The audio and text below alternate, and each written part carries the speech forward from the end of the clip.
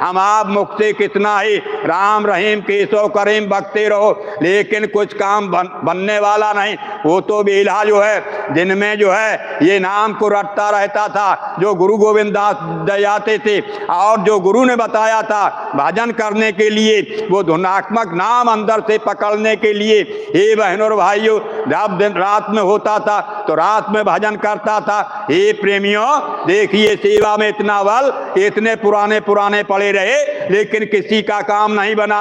वो बेला नया आया, उसकी सूरज जो है गुरु महाराज ने मिनटों में ऊपर चढ़ा दी। इसलिए जो है सेवा में हमेशा जो है सेवा करते रहोगे। सेवा से हमारी आपकी इस मानव शरीर की सफाई होती है, सेवा से गुरु खुश हो जाते हैं। गुरु महाराज भी कहा करते थे, ऐ बच्चा और बच्चियों, आप सेवा करते हो, आपकी सेवा मैं भजन में जोड़ दूंगा। देखो बहनों और भाइयों, कितना तरह तरीका मिल रहा, करना ही नहीं पड़ेगा आपकी सेवा, लेकिन परमार्थ सेवा। बहुत से लोग जो है स्वार्थ सेवा करते हैं, अरे अपने लिए खाने के लिए। गुरु महाराज जैसे कि बहनों और भाइयों, भल्ला साहब देखो, भल्ला साहब सेवा करते थे और गुरु की सेवा में इतनी सेवा करते थे कि गुरु की सेवा में जो गुरु का आदेश आ जाता था उसी पर बहनों भाइयों चल जाते थे। और गुरु महाराज का एक दिन जो है बहुत बड़े जिम्मेदार थे, लेकिन गुरु के आदेश पर जो गुरु ने मांगा 1000 रुपया, तुरंत 1000 रुपया दे दिया। अगर मांगा 10,000 रुपया तो 10,000 रुपया दे दिया। यही सेवा में जो है तन की सेवा, मन की सेवा, धन की सेवा में लगे रहते थे। एक दिन क्या हुआ बहनों और भाइयों कि केवल ही भल्ला साहब पर मकान ही मकान रह गया। उधर से जो है गुरु महाराज जो है, अब गुरु महाराज परीक्षा ले रहे, अब गुरु महाराज ने एक आदमी भेज दिया, कहा जाओ भल्ला साहब से कह दो जा 1000 रुपया गुरु महाराज ने जो है सेवा के लिए मंगाया। हे बहनों और भाइयों, एक आदमी गया, भल्ला साहब से कहा गुरु महाराज का आदेश है 1000 रुपया। अब उनके पास कुछ रहा नहीं, केवल मकान रह गया था। तुरंत जो है गुरु के लिए जो है मकान भेज दिया। गुरु को मकान भेज करके 1000 रुपया उस सेवादार को दे दिया। अब उन्होंने सोचा कहाँ रहूं, क्या करूं, क्या खाऊं। तुरंत बहनों और भाइयों आश्रम में पहुंच गए। सोचा कि आश्रम में चलो, वहीं जो है सेवा करेंगे और वहीं खाना खाएंगे, वहीं भजन करेंगे। जब भल्ला साहब वहां पहुंच गए, सेवा करने लगे।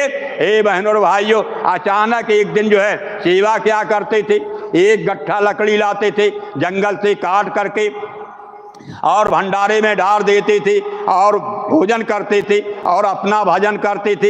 हे बहनों और भाइयों, एक दिन गुरु महाराज से भेंटा हो गया। गुरु महाराज ने देखा, भल्ला साहब क्या करते हो?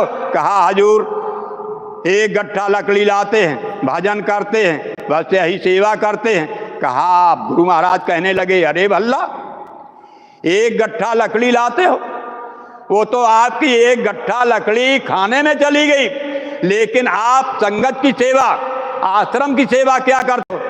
तो कहा हजूर फिर। अब गुरु महाराज ने कहा कि भल्ला कल से जो है 2 गट्ठा लकड़ी लाना है, एक गट्ठा सेवा में आश्रम की और एक गट्ठा जो है भंडारे की सेवा में अपने खाने के लिए। हे बहनों और भाइयों, अब भल्ला साहब यही करने लगे, 2 गट्ठा लाने लगे। एक दिन जो है गुरु महाराज ने जो है परमार्थी सेवा में लगा लिया, शाम को जो है 1 घंटा की सेवा में, और गुरु महाराज सत्संग सुनाते रहे और सेवा कराते रहे। सेवा कराते कराते समय ज्यादा हो गया, इधर सूरज डूब गया। अब भल्ला साहब ने सोचा कि आज सेवा हुई नहीं, आज तो ये परमार्थ, लेकिन खाने पीने की सेवा तो अभी नहीं की।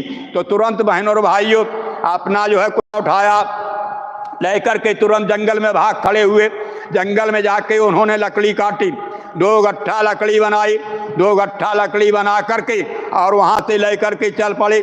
जब वहाँ से चले तो बहनों और भाइयों धीरे धीरे बारिश शुरू होने लगी। अब बारिश ऐसी शुरू होने लगी, एकदम जोरदारी में बारिश हो गई। भल्ला को जो है रास्ता मिलना मुश्किल पड़ गया। भल्ला को ये पता नहीं कि मैं कहाँ जा रहा हूँ, इतना पानी जो है भर गया। हे बहनों और भाइयों, रास्ता नहीं दिखाना।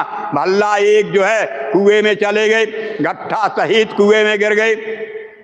जब भल्ला कुएं में गिर गए, उस अंतर्यामी गुरु ने देखा कि भल्ला कहाँ, तुरंत आश्रम में शोर मचा दिया कि भल्ला कहाँ, भल्ला कहाँ। हे बहनों और भाइयों, तुरंत 2-4 लोगों को लेकर के और गुरु महाराज भाग खड़े हुए, कहा जंगल की तरफ। अब जंगल की तरफ गए तो उधर आवाज लगाते जाते